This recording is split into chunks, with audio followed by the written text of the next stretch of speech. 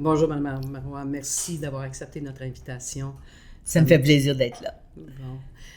Mme Marois, quand on pense à votre 30 ans en politique, c'est quand même, c'est tellement impressionnant. Je pense, est-ce qu'il y a une autre femme au Canada qui a survécu 30 ans en politique? Je n'en connais pas, mais peut-être y en a-t-il. Soyons pas présomptueux. 30 ans et surtout, bien sûr, dans des grands ministères. J'ai eu la responsabilité de presque tous les grands ministères dans le gouvernement du Québec. Alors, finances, éducation, santé, industrie, commerce, main-d'œuvre et sécurité du revenu, Conseil du Trésor, ce qui est donc la gestion de tout le budget, le contrôle de tout le budget du gouvernement du Québec. Et le compte, première ministre. Voilà, et je suis devenue première ministre du Québec, tout à fait. Alors, c'est une longue carrière, plus le fait que je n'ai pas toujours été au pouvoir. J'ai été aussi dans l'opposition comme députée et j'ai été chef de l'opposition aussi pendant 4 ans. Alors, ce qui fait que j'ai une expérience assez complète de la vie et de l'action politique. Mais je pense que c'est difficile à imaginer qu'on pourrait faire une carrière de 30 ans en politique sans jamais passer dans l'opposition. Effectivement, puis d'ailleurs, c'est pas mal. On est en démocratie. On est en démocratie et heureusement qu'on y va parfois. Parce que ça nous amène à constater comment il est important d'écouter les gens, puis d'écouter des points de vue qui sont différents de ceux que l'on porte. Remarquez que dans mon cas, je dois dire que c'est naturel chez moi, peut-être naturel appuyé par ma formation, parce que j'ai une formation de travailleuse sociale.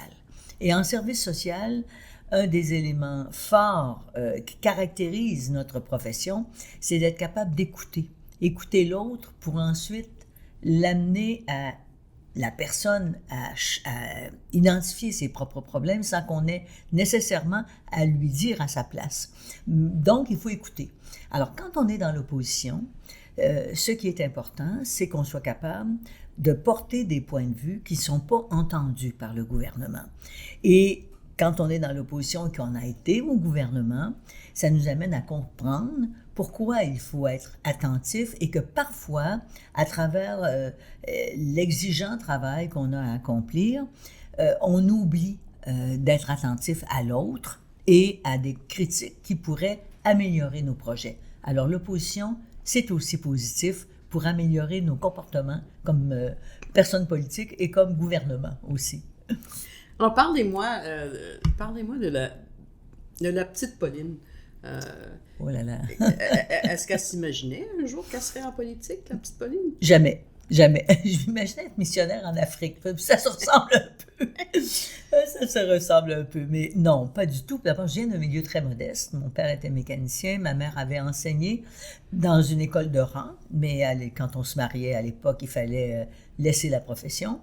Et donc, ma mère était une femme à la maison, quoiqu'elle a à un moment donné recommencé à travailler un peu, faisait des ménages pour qu'on puisse avoir assez de sous pour aller à l'école. Tu sais combien d'enfants à la maison? Nous étions 5 enfants. 5 enfants et le rêve de mes parents, qui a été réalisé d'ailleurs, c'était de nous envoyer à l'université, les 5. Nous y sommes tous allés. Bon, j'imagine qu'on avait suffisamment de talent pour le faire. Et donc, c'est un milieu modeste. Mais j'étais très heureuse. Je vivais dans un milieu aimant. Et ça aide beaucoup pour la suite des choses, pour la vie. Donc, milieu modeste. Je rêvais plutôt, éventuellement, d'être même comédienne, d'être missionnaire. Parce qu'on était en contact avec les religieuses, puis il y avait souvent des congrégations un petit peu partout à travers le monde, en Afrique en particulier. Et donc, c'était un peu mes rêves. Mais jamais je n'aurais imaginé qu'un jour, je serais députée, première ministre, encore moins. Et de la part de mes parents, c'était la même chose. Parce que pour eux, c'était un monde qui était tellement loin de leur univers. Et pourtant, la politique affecte tout le monde. Partout, tout le temps. Alors, oui. C'est quand même étonnant qu'on se sente si loin. Oui, vous avez raison. Et je suis invitée souvent à aller dans des écoles primaires, des écoles secondaires, des cégeps, des universités, mais dans des écoles primaires, où je rencontre des jeunes de 5e et 6e année. J'ai des petits-enfants qui sont de cet âge-là, et puis on m'invite dans leur classe. Et on me demande, les professeurs, les enseignantes me demandent, expliquez aux enfants, c'est quoi l'action politique? C'est quoi votre rôle? Qu'est-ce que vous avez fait comme première ministre du Québec? Et je trouve ça très difficile parce qu'il faut expliquer ça d'une façon très pédagogique pour qu'ils saisissent concrètement. Mais souvent, je leur dis, d'entrée de jeu, d'abord je leur demande s'ils connaissent leurs députés, leur premier ministre, etc. Puis je leur dis, vous savez, tous les jours dans votre vie, il y a des gens qui ont pris des décisions, qui sont en politique et qui ont une influence sur vous et un impact sur vous. Vous prenez l'autobus scolaire au coin de la rue, c'est parce qu'il y a quelqu'un au ministère de l'Éducation qui a dit, ça va nous prendre du transport scolaire pour que les enfants qui vivent un peu plus loin de l'école puissent venir à l'école. Vous avez ici des profs qui ont une formation universitaire, qui vous enseignent l'histoire, qui vous enseignent les mathématiques, les sciences, le français. C'est parce qu'il y a une formation qui a été prévue pour leur permettre ensuite de venir vous transmettre leurs connaissances. C'est parce qu'il y a un ministère de l'Éducation, donc quelqu'un qui a pris une décision politique de s'assurer que tous les enseignants du Québec allaient avoir une formation adéquate pour vous enseigner. Vous allez à la salle de sport, vous allez pratiquer sur un terrain de sport, c'est parce qu'il y a une municipalité, un maire qui est donc engagé en politique, qui prend une décision. Alors, j'essaie de concrétiser tout ça. Et oui, quand on est petit, quand on est jeune, on n'a pas conscience de l'importance et de l'ampleur que ça, et du rôle que ça joue dans nos vies, que les décisions et l'action politique. Je pense que cette ignorance-là peut s'étendre très loin. Malheureusement. C'est pas juste quand on est petit, des fois, effectivement. On ne se rend pas compte. Et ça, c'était une de mes préoccupations, d'ailleurs, comme femme politique, d'essayer d'amener nos concitoyens et concitoyennes à se rendre compte de l'importance du choix de leurs dirigeants, du fait qu'ils nous envoient les messages lorsque c'est pertinent, utile de le faire, etc. Malheureusement, actuellement, il y a un peu de débordement à travers les réseaux sociaux, mais il reste que l'action politique, c'est important dans l'ensemble de notre vie collective, notre vie personnelle aussi. On peut changer le monde par des décisions qui sont prises au niveau politique. Oui, puis lorsqu'on ne participe pas, ces décisions-là sont prises pour nous sans tenir compte de ce qu'on pense. Absolument, tout à fait. Et c'est pour ça qu'il faut rester très attentif à ce qui se passe dans notre vie quotidienne, dans la vie publique, de telle sorte qu'on puisse envoyer des messages à nos dirigeants et qu'on puisse les choisir. Ça, c'est une chance quand même exceptionnelle. On vit dans une démocratie. Il y a plusieurs États dans le monde où ce n'est pas le cas. J'explique ça souvent à des jeunes que je rencontre. Vous savez, c'est une richesse que plusieurs nous envient. Être capable de choisir nos dirigeants. Et quand ils ne satisfont pas à nos besoins ou qu'ils ne respectent pas les engagements qu'ils prennent ou qu'ils ne prennent pas les décisions qui nous semblent adéquates et correctes, on a la possibilité de les remercier en choisissant d'autres personnes politiques pour nous représenter. Et c'est tellement important, la démocratie, dans nos vies personnelles, dans notre vie collective, et on a la chance de vivre dans un monde démocratique. René Lévesque, qui a été le fondateur du Parti québécois, qui a été le chef le premier ministre du Québec pendant un long moment, était un de ceux qui nous rappelait régulièrement, même au Conseil des ministres, alors devant des ministres qui avaient quand même un peu d'expérience et de compétences, comment pour lui c'était fondamental que d'agir comme des démocrates tout le temps, à chaque fois que c'était possible de le faire, et on devait le faire régulièrement, être à l'écoute des gens, entre autres. J'ai été jeune journaliste à bord d'un autobus électoral avec René Lévesque. Oui. Lors du référendum de 80, entre autres.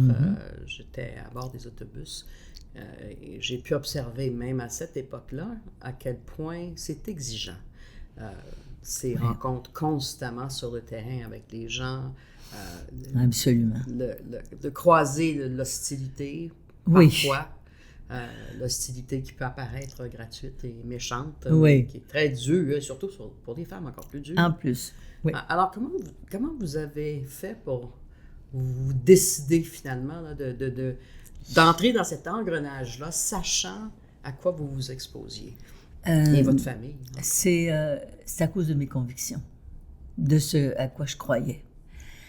J'ai vite compris qu'effectivement, l'action politique, ça permettait de changer la vie des gens pour la rendre meilleure, d'offrir de meilleurs services, d'imaginer des politiques en matière de santé, de prévention, d'aménagement du territoire, d'environnement, que le pouvoir était exercé par des élus et que c'est quand on a du pouvoir qu'on peut faire changer les choses. Et jeune femme militante pour les droits des personnes, hein, parce que j'ai travaillé à défendre les assistés sociaux ou les personnes qui étaient bénéficiaires d'aide sociale, à la défense des consommateurs, etc. J'ai beaucoup réfléchi aux problèmes de pauvreté. Je vous disais que je venais d'une famille modeste.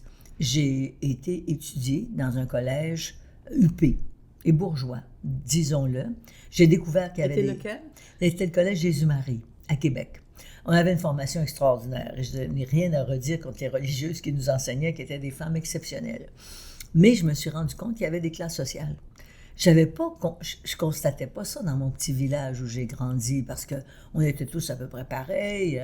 Il y avait des commerçants qui avaient peut-être un petit peu plus de sous, mais on allait aux mêmes écoles, on participait aux mêmes jeux, aux mêmes activités, etc.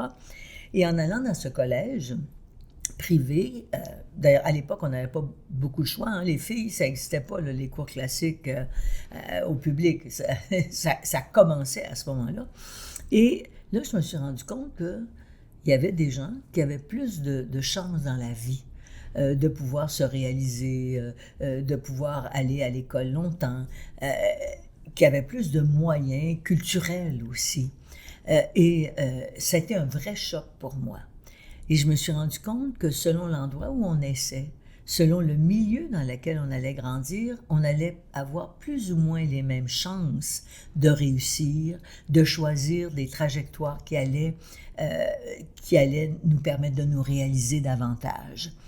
Et c'est dès ce moment-là que je me suis dit que j'agirais sur ces phénomènes-là pour qu'on ait une meilleure égalité des chances. Et quand je me suis retrouvée... Là, vous avez quel âge quand vous réalisez? Là, j'ai 14-15 ans. J'arrive au collège. Mais à 20 ans, 21 ans, je suis en train de terminer mon cours en service social. Je vais vivre en Outaouais, où, entre autres, il y a des problèmes d'assimilation très grands à l'époque, hein, en 70. Et je vais travailler...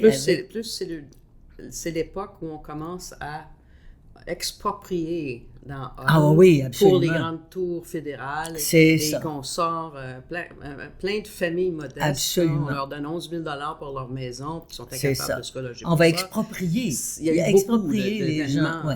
Exproprier les gens qui vivent sur l'île de Hull. L'île de Hull, parce que c'est un petit ruisseau qui entoure cette parcelle de terre. Donc, on va exproprier un grand nombre de personnes de l'île de Hull pour construire les grands édifices fédéraux. Et moi, je vais être en contact avec, à ce moment-là, des ministres du gouvernement de M. Bourassa, dont, entre autres, M. Claude Castonguay, qui est en train de faire une grande réforme de la santé. Et c'est là que je vais encore plus loin. Je me dis, si lui peut changer les choses, c'est parce qu'il est au pouvoir. Et dans le fond, si je veux pouvoir le faire, je devrais être là. Mais ça, j'ai 21 ans. Et je ne suis pas consciente de tout ce que ça peut signifier. Mais ça va je dirais, semer chez moi une graine qui va m'amener à agir en conséquence de cette conviction que j'ai, ou que je vais avoir, de la nécessité de l'égalité des chances, de travailler pour plus de justice sociale, pour plus d'équité, pour que, peu importe les talents qu'on a, on puisse aller au bout de ces talents. Et que ça ne dépende pas des ressources qu'on a, mais que ça dépend de la possibilité, à cause de ce qu'on est, de se réaliser. Donc, égalité des chances. En Outaouais, je vais découvrir qu'on est des citoyens comme francophones de seconde zone Et en même temps qu'il y a la crise d'octobre, les mesures de guerre, imaginez, j'étais fédéraliste, je vais devenir souverainiste en 70. Alors, ça, ce sont les deux événements qui, dans ma vie, vont m'amener à décider de m'engager en politique. Je ne sais pas que je vais le faire à ce moment-là, mais plus tard, au fur et à mesure des expériences que je vais vivre, je vais revenir à cette graine qui a été semée. Là où on peut changer les choses, c'est en faisant de l'action politique. Alors pourquoi je n'en ferais pas? Et quand le Parti québécois est arrivé au pouvoir, et là je passe à travers toutes sortes d'expériences que j'ai eues, quand le Parti québécois est arrivé au pouvoir avec M. Lévesque, j'étais bien triste de ne pas pouvoir être au sein de son équipe, évidemment pas comme député ou comme ministre, je ne pensais pas déjà à ça, mais comme attachée politique, comme conseillère, etc. Je vais donc me retrouver dans le cabinet de M. Parizeau à un certain moment, et là j'ai vraiment le goût. Et je me dis, oui, moi aussi, je peux être députée. Puis éventuellement, je pourrais être dans un cabinet, au sein d'un gouvernement, devenir membre du gouvernement. Mais j'ai trouvé mes expériences politiques très dures, très difficiles, parce que M. Parizeau est un géant de la politique, et fallait travailler jour et nuit, etc. Et je voyais bien que pour les femmes aussi, c'était rien de gagné. Hein? On nous regardait un peu comme... enfin, il fallait toujours prouver qu'on était meilleur, qu'on avait tout le talent qu'il fallait pour occuper telle ou telle fonction. Alors, je vais prendre un petit peu de recul. Et puis, Mme Payette va venir me chercher. Elle est ministre à la Condition féminine. Elle m'a demandé d'être sa directrice de cabinet. Et moi qui avais décidé de prendre un peu de recul, je me suis dit, c'est une femme tellement exceptionnelle, tellement extraordinaire, qui se bat pour des causes auxquelles elle croit, entre autres pour les femmes. Mais moi, à ce moment-là, je n'avais pas le sentiment d'être féministe. Je me battais pour l'égalité des chances. Se battre pour l'égalité des chances, c'était se battre pour l'égalité entre les hommes et les femmes aussi. Mais je ne me définissais pas comme féministe. Alors, Mme Payette va me dire, tu t'inquiètes pas avec moi, tu vas le devenir. Et en quelques mois, je me suis bien rendu compte que oui, j'étais féministe. Parce que je trouvais absolument, d'abord, inacceptable que les femmes n'aient pas les mêmes droits, n'aient pas accès aux mêmes services, etc., et soient traitées avec un double standard. Alors donc, je vais, avec Mme Payette, me réconcilier avec ce mot, parce que je l'étais sur le fond. Je suis donc une féministe, je l'étais, et je le suis encore, sans aucune réserve. Alors, juste pour établir le trajet dans le temps, là, vous êtes rendu en politique en tant qu'attaché politique chef de cabinet. À quel moment est-ce que vous êtes allé chercher votre MBA? Ah bon, avant. Avant ça? Avant ça. Okay. En fait, je vais diriger un CLSC. Je suis travailleuse sociale. Toujours dans l'Outaouais, ça? Toujours dans l'Outaouais. Au début entre 70 et 75, le gouvernement du Québec va décider de transformer l'ensemble du réseau des services sociaux et de la santé et va créer les centres locaux de services communautaires. Il y en a un par MRC ou par quartier dans les villes. Maintenant, il y en a plus d'une centaine. Et il a décidé de faire de l'Outaouais une région pilote. Il va donc il va constituer 7 CLSC et il va nommer des directeurs généraux de CLSC et je vais être une de celles-là.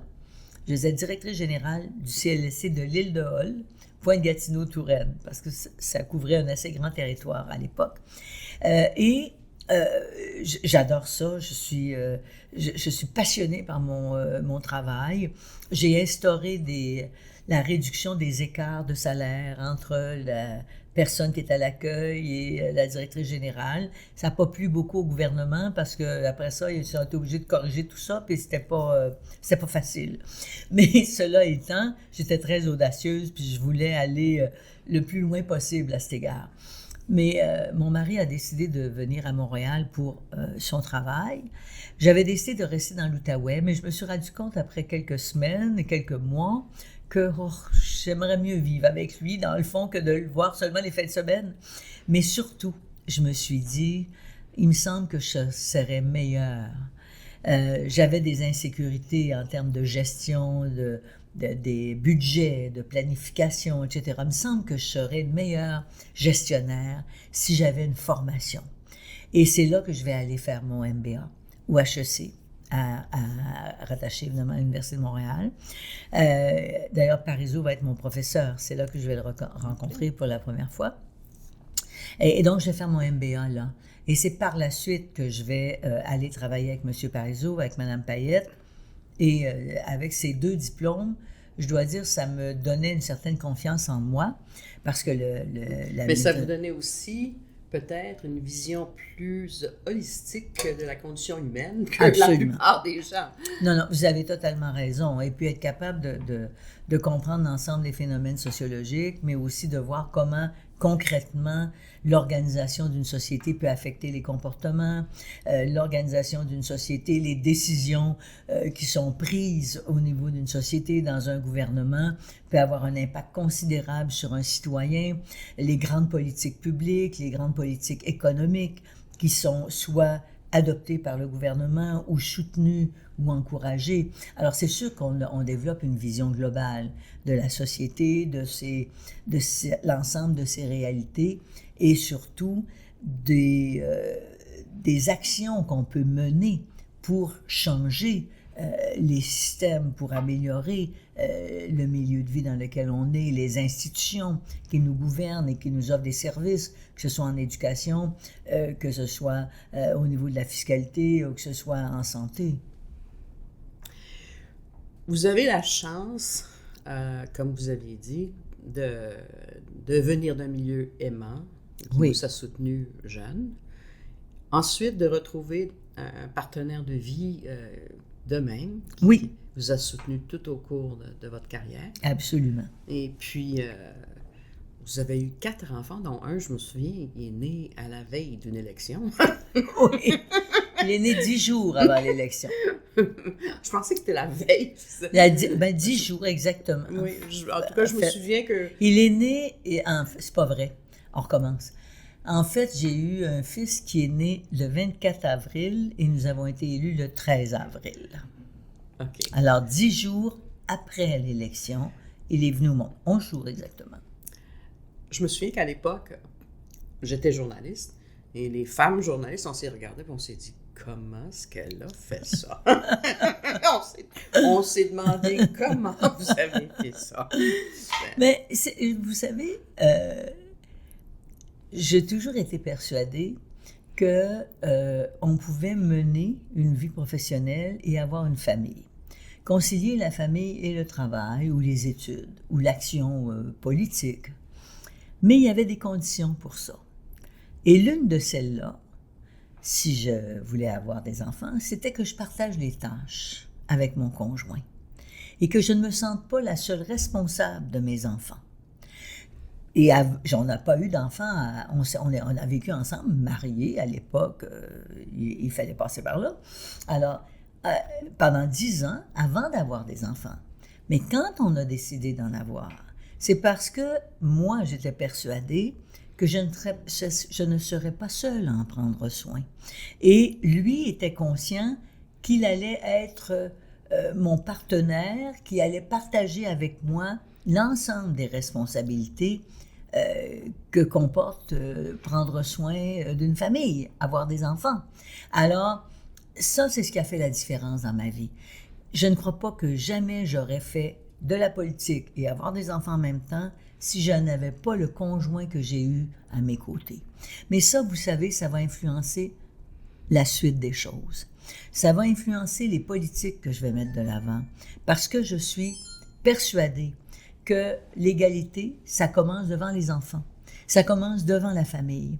Et quand, par exemple, je vais faire adopter le congé parental, donc un congé maternité, si on veut, qu'on va nommer parental. Pourquoi? Parce que dans le congé parental, il y a une partie qui est réservée aux hommes, aux papas.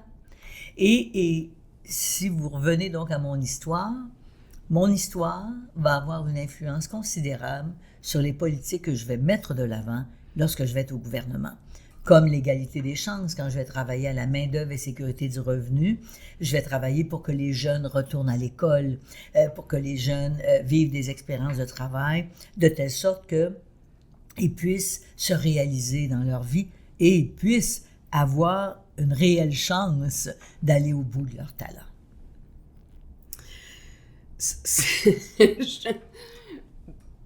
Vous avez beaucoup de chance dans vos circonstances que pas tout le monde peut espérer avoir. Je suis consciente de ça. Oui, tout le monde, parce que ça vous a permis de faire les grandes réalisations que vous avez faites. Mais vous avez aussi subi beaucoup de critiques et de mauvaise volonté face au fait que votre mari réussissait si bien dans la vie, qu'il vous achetait des beaux bijoux, que vous habitiez une belle grande maison.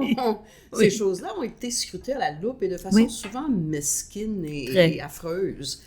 Alors, comment vous avez fait pour continuer à garder la tête haute et à continuer à faire ce que vous aviez à faire? Alors, j'ai eu effectivement ces critiques injustes et injustifiées dans un sens, hein? Mais des fois inspiré par la jalousie. Là, peut-être. Et puis, je pense que les Québécois avaient, à ce moment-là, maintenant c'est moins pire, avaient une relation avec l'argent qui était assez critique. C'était comme... L'argent, c'était sale. Oui, effectivement. Mais ce qui m'a permis de durer, puis ce qui m'a permis de continuer à m'engager en politique, et ça a été vrai aussi lorsque j'ai eu des revers avec des collègues qui ont quitté, par exemple, la formation que je dirigeais, des collègues qui ont démissionné. Ça a été difficile pour moi. Et ce qui m'a permis de durer et de continuer, ce sont essentiellement mes convictions. Passer au travers n'aurait pas été possible si je n'avais pas été convaincue que modestement, je pouvais faire la différence et que je m'étais engagée pour des causes qui étaient plus grandes que moi, auxquelles je croyais. Et je me disais, on ne m'abattra pas, on ne m'éteindra pas, on n'éteindra pas mon enthousiasme, ma volonté de m'investir pour changer le Québec, pour le rendre meilleur. Et c'est vraiment ça, quand ça allait pas bien, quand j'avais des attaques, je me disais dans ma tête, pourquoi tu fais de la politique, Pauline? Pourquoi tu t'es engagée? Alors, on va mettre ça de côté, les critiques, les commentaires désobligeants, les méchancetés, et puis on va se recentrer sur les vraies choses, sur les vrais enjeux. Et c'est ça qui m'a permis de durer. Je suis persuadée de ça. Sinon, j'aurais quitté, ça aurait été plus facile pour moi, ma vie aurait été pas mal plus simple, mais j'avais le sentiment que j'avais quelque chose à apporter au Québec. Aussi dur que c'était à l'époque, et je reconnais là, que c'était dur, aujourd'hui, les jeunes femmes ou les femmes qui se présentent en politique doivent faire face en plus aux médias sociaux, qui semblent avoir réveillé le pire chez beaucoup de gens. Et ça donne lieu à des menaces de viol, d'assassinat, des méchancetés incommensurables. L'expérience, par exemple, de la ministre Catherine McKenna de l'Environnement, qui allait au cinéma avec ses 3 enfants, qui doit se confronter dans la rue par des gens abusifs et tout, là, ça finit plus. Pensez-vous que votre force de conviction que vous aviez, qui vous a soutenu, c'est assez pour aujourd'hui, pour les femmes qui se présentent en politique? Non, je pense pas. Je crois qu'il faut que nos institutions politiques, nos institutions judiciaires puissent imaginer quelques interventions ou puissent imaginer des façons de mieux protéger ceux et celles, parce que c'est aussi ceux qui s'engagent en politique et qui sont susceptibles d'être attaqués, d'être critiqués, etc. On ne peut jamais empêcher la liberté d'expression. Ça, pour moi, c'est fondamental.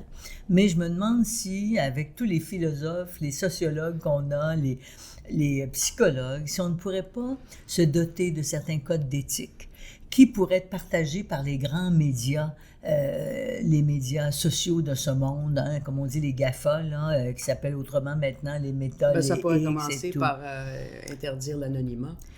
Entre autres, c'est Entre autres. un exemple tout à fait pertinent que vous donnez. C'est pas mal plus difficile quand notre nom est en bas du commentaire désobligeant que l'on fait que lorsqu'on s'appelle Pépé. Hein? Oui. Bon. Alors, et moi, dans ce sens-là, je pense qu'on devrait se doter d'outils comme ceux-là. Amener les grandes entreprises dans le domaine des médias sociaux à se doter de ces codes d'éthique, de ces obligations, qui fait que on atténuerait un peu ces dérapages que l'on connaît. On ne peut pas les empêcher complètement, mais au moins encadrer le tout. On n'est pas censé avoir de prononcer de propos haineux de façon anonyme ou à visage découvert, mais on le fait parfois. Puis quand on le fait de façon anonyme, ben c'est encore pire parce qu'il n'y a aucune prise sur ça. On ne peut pas intervenir pour blâmer ou pénaliser la personne. Alors, oui, c'est plus difficile. Mais en même temps, moi, j'avais développé une stratégie, parce que ça commençait aussi quand j'étais en politique. J'avais développé une stratégie qui n'est peut-être pas la meilleure, mais moi, elle me protégeait. Je n'allais pas sur les médias sociaux. Je ne les lisais pas. Je ne les écoutais pas. Je rencontrais des citoyens pour des consultations. J'étais en contact avec des gens de mon comté. Mais évidemment, j'ai vécu un attentat, ce qui n'est pas nécessairement... ce qui est un événement très, très, très grave, si on veut. Mais il reste que pour m'éviter ce qui m'atteignait et qui était malsain finalement, puis qui ne m'a donné rien. Moi, prendre du temps pour converser avec un citoyen qui n'était pas content de mes politiques, mais qui était capable de me le dire avec intelligence, avec parfois un petit peu de colère, je suis capable de vivre avec ça. Mais se faire attaquer gratuitement, ça, c'est inacceptable à mon point de vue. Alors, je m'étais trouvé une façon de me défendre. Je n'allais pas sur les médias sociaux. Probablement. Parce que tout est tellement transféré sur cette place publique-là qu'on ne peut pas s'engager en politique aujourd'hui sans être présent dans les médias sociaux, en tout cas. D'ailleurs, on voit les mairesses qui démissionnent parce qu'elles ont été victimes justement de propos qui étaient inacceptables, tout compte fait. Oui. Quand on regarde votre bilan, moi j'étais très émue lors de l'émission, la 500e de Tout le monde en parle. Oui. C'est ce qui m'a donné l'idée, d'ailleurs, de vous parler plus longuement. De voir enfin, après 25 ans, que tout le monde reconnaît que le geste que vous avez posé il y a 25 ans, d'instaurer des garderies à 7 $, c'était pas juste une dépense gouvernementale, c'était un investissement structurant dans l'économie, dans son ensemble. Oui. Aujourd'hui, le Québec a 7% de plus de femmes qui participent dans le marché du travail que le reste du Canada. C'est ça. Cet écart-là est quand même très important. Oui, très. Vous savez, la politique familiale qui a été adoptée par notre gouvernement, qui a été quand même supportée, appuyée et proposée dans ses grandes lignes par Lucien Bouchard, moi, je l'ai prise à bras-le-corps. Elle venait répondre à des convictions profondes que j'avais. Que la conciliation du travail et de la famille, du travail et des études pour les femmes passait par des services de garde de qualité, passait par des congés parentaux, congés maternité qui permettaient qu'on ne perde pas certains avantages qu'on avait en accumulant des prestations, des participations à des régimes de rente ou des choses comme ça, la crainte de perdre son travail. Alors moi, la politique dont je suis la plus fière de tout ce que j'ai fait en m'engageant en politique, c'est la politique familiale.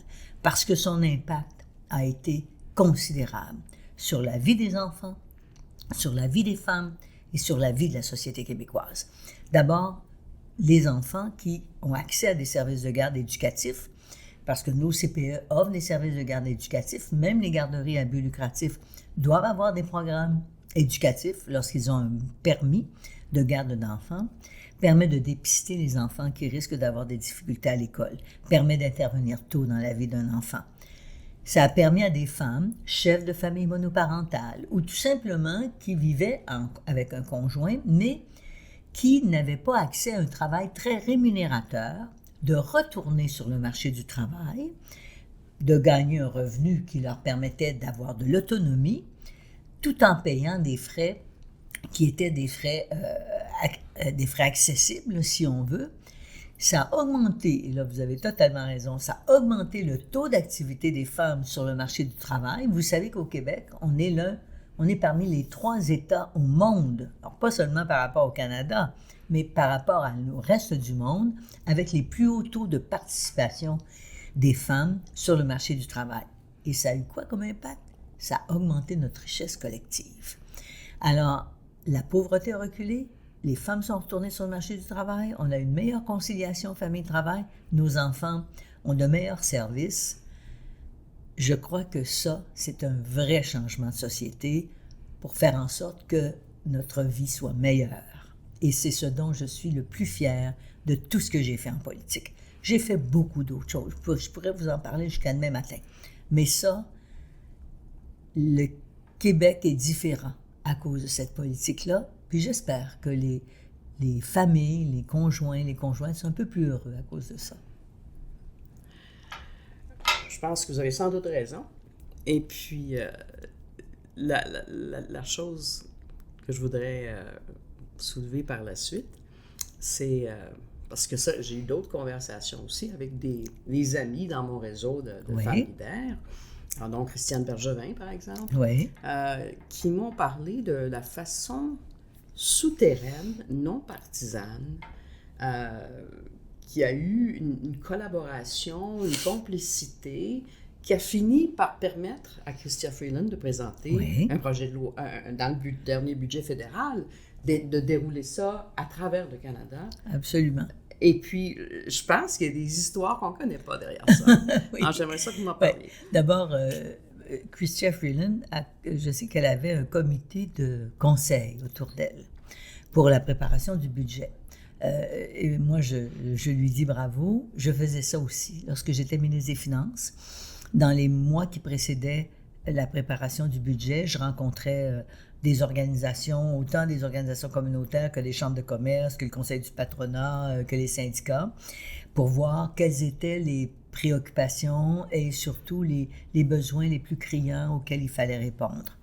Et je sais que Mme Freeland avait un groupe dans lequel siégeaient des femmes qui lui ont suggéré qu'elle s'inspire de ce que faisait le Québec, des femmes du Québec qui connaissaient bien notre politique. Et Mme Freeland a accueilli tout ça très favorablement.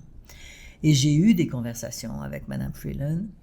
Elle m'a demandé comment on avait fait ça et quels étaient les éléments les plus importants à mettre au jeu.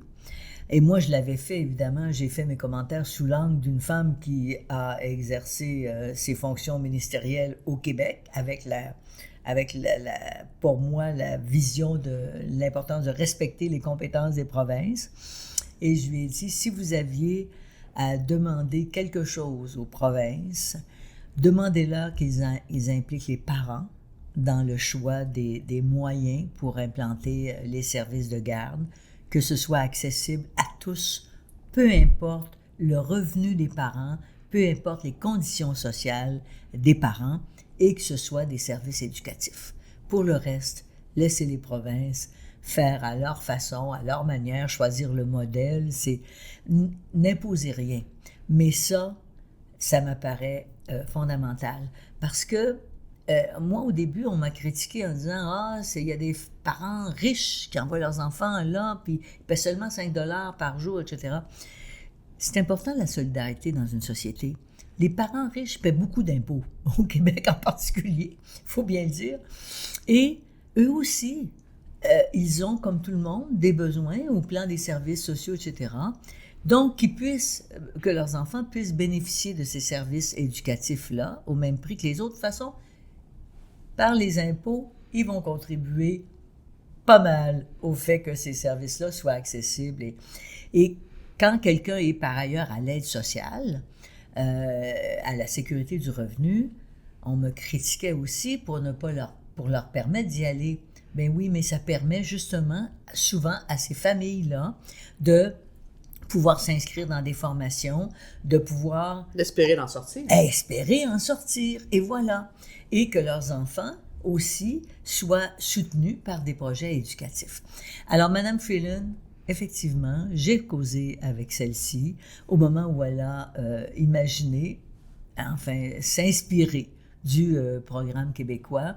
Et c'est une grande fierté pour moi. Puis j'espère que ça va aider toutes les femmes québécoises et toutes les familles, pas les femmes québécoises, toutes les femmes canadiennes et toutes les familles canadiennes à améliorer leur sort. Et je crois que c'est une bonne voie à suivre et à privilégier. Alors, quand vous regardez maintenant votre carrière en rétrospective, vous aviez dit que vous étiez le plus fier de votre politique familiale. Mais qu'est-ce que vous gardez de l'ensemble de tout ça? Oh là là! C'est que il y a une immense satisfaction à servir. Une immense satisfaction à servir ses concitoyens, ses concitoyennes. Et je crois que la très grande majorité des politiciens, des politiciennes, s'investissent avec bonne foi en politique. Parfois, ils peuvent prendre de mauvaises décisions. Parfois, ils peuvent faire de grandes erreurs. Mais on sert nos concitoyens. Et moi, quand je prends un peu de recul, je me dis, je crois que j'ai, à la mesure de mes moyens, de mes modestes moyens, je crois que j'ai réussi à faire avancer le Québec, à faire avancer à faire avancer le mieux-être des citoyens et citoyennes du Québec. J'ai servi avec passion, avec amour, les gens de mon pays, le Québec. Et ce que je retiens de ça, c'est que un enfant va avoir accès à l'école et va vivre une meilleure égalité des chances parce qu'il aura été à la garderie. J'ai implanté des services dans les centres hospitaliers pour favoriser l'accès des personnes âgées à des services de soins, d'aide à domicile, etc. Je me dis que, de façon générale, je laisse un monde meilleur. Évidemment, je n'ai pas fait de révolution. On ne s'est pas donné un pays. Mais il reste que le Québec est différent parce que j'y aurais été. Et quand vous pensez aux femmes qui hésitent, je leur dis, d'abord, de se faire confiance. Parce que souvent, les femmes hésitent parce qu'elles n'ont pas confiance en elles. Elles se demandent si elles vont être capables de faire ça, si elles ont les talents qu'il faut, etc. Souvent, les feuilles de route des femmes, par rapport à les feuilles de route des hommes qui se présentent, est pas mal plus longue et plus intéressante. Mais quand on demande à des hommes de se présenter en politique, ils nous disent souvent « C'est vrai, j'y avais pensé, c'est une bonne idée. » Les femmes, c'est souvent « Est-ce que tu crois que je vais être capable? » Mais moi, je leur dis « Oui, vous êtes capable, mais surtout, pensez quand vous hésitez, parce que vous vous dites « Ah, peut-être que j'ai pas le talent qu'il faut. » Pensez que vous pouvez aider les gens en allant en politique, que vous pouvez faire la différence dans la vie des personnes que vous allez soutenir, accompagner.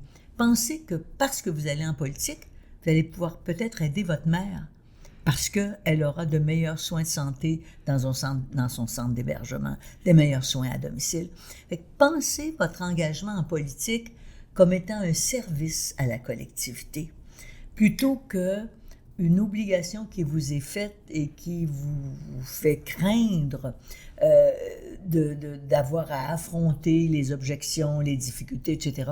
Pensez-le sous l'angle positif. Vous pouvez faire la différence et c'est à ça que vous devez penser quand vous avez des hésitations avant d'aller en politique. Vous êtes bourré de talent. Mais une deuxième chose que j'ai dit aussi, mais que toutes les femmes devraient être capables de voir. Est-ce qu'une société peut se priver de 50% de ses talents, de sa créativité, de son intelligence, Parce que c'est ça, quand les femmes ne sont pas en politique, on se prive de nos talents, on se prive de notre différence. Je ne sais pas si notre différence, elle est physique, bien sûr, mais notre différence au plan des comportements, des attitudes, est-ce que c'est inné ou est-ce que c'est appris, est-ce que c'est culturel? On a des approches différentes. Puis je regarde des grandes politiques publiques qu'on a adoptées au Québec. Mourir dans la dignité, les congés parentaux, les politiques d'équité salariale, les politiques de recouvrement des pensions alimentaires, le code de la famille ont été influencés beaucoup par les femmes politiques. Madame Bacon, Madame Gagnon-Tremblay, Louise Arel, on pourrait en nommer, et Véronique Yvon, des femmes qui ont fait la différence en politique parce que souvent elles arrivaient avec leur vision de femme. Alors ne privez pas la société canadienne ou québécoise de vos talents. Je sais que, en plus, là, on va terminer là, bientôt, là, mais je voudrais aller chercher ce petit morceau-là. Je sais qu'en plus de toutes vos contributions politiques, vous avez fait aussi beaucoup de petites choses souterraines, inconnues, que les gens ne savent pas. Mais entre autres, que Christiane Bergevin m'a raconté. Je pense que vous parlez de Christiane Pelchat. Est-ce que ça se peut? C'est Christiane Bergevin. Ah bon, d'accord. Qui est membre de l'IWF. Oui, oui. Alors, Christiane m'a raconté qu'elle était allée vous parler au sujet de Women in Capital Markets à New York et à Toronto, qu'elle voulait instaurer la même chose au Québec et que vous lui avez tranquillement avancé de l'argent pour engager une adjointe à demi-temps pour permettre de bâtir ça au Québec.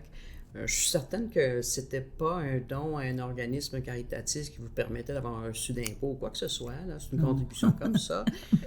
Tranquillement, puis vous n'aviez pas du tout cherché une reconnaissance ou même, peut-être que vous ne vouliez pas être inondé de demandes, mais quand même, vous avez posé des gestes dans l'anonymat pour soutenir de façon très concrète l'avancement des femmes à tous les niveaux. Oui. Et puis, je mettrai aussi vos conversations avec Mme Freeland dans le même panier. Là. Oui.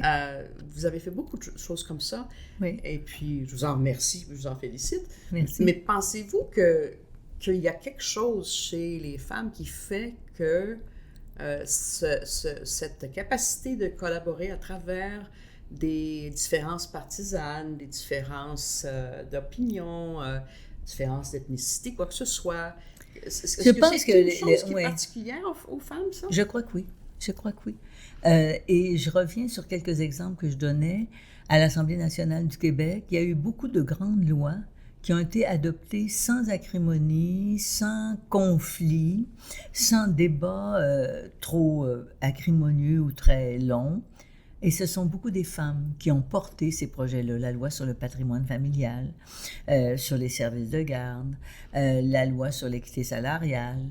Et moi, je pense que oui, il y a une espèce de complicité. Il y a parfois de la solidarité, mais beaucoup de la complicité pour se dire qu'on a besoin de s'appuyer les unes sur les autres. Mais ça ne veut pas dire qu'on est tous d'accord, on est tous d'accord tout le temps. Mais dans beaucoup de cas où il s'est agi de femmes ou de projets portés par des femmes, on a vécu ces complicités. Et moi, j'ai toujours été très sensible à beaucoup de demandes qui m'étaient faites. Et puis j'en ai soutenu aussi beaucoup de personnes. C'est pas connu, mais c'est correct comme ça. Parce que je croyais que ces femmes avaient besoin du petit coup de pouce qu'il fallait pour faire la différence dans leur milieu, pour aller plus loin. Je l'ai fait au niveau de la culture, je l'ai fait au niveau de la jeunesse, je l'ai fait au niveau de groupes de femmes qui défendaient la laïcité. Vous savez que je suis une femme qui est profondément convaincue de l'importance de la laïcité de nos institutions. Alors, je l'ai fait sur plusieurs fronts parce que je crois que les femmes peuvent faire la différence et donc je les ai appuyées et je continue de le faire. Et si je vous dis que ce dont je suis plus fière, c'est la politique familiale, c'est parce qu'elle a fait la différence dans la vie des femmes. Et c'est probablement ma plus grande contribution à l'égalité entre les hommes et les femmes. Merci, Mme Marois. Merci.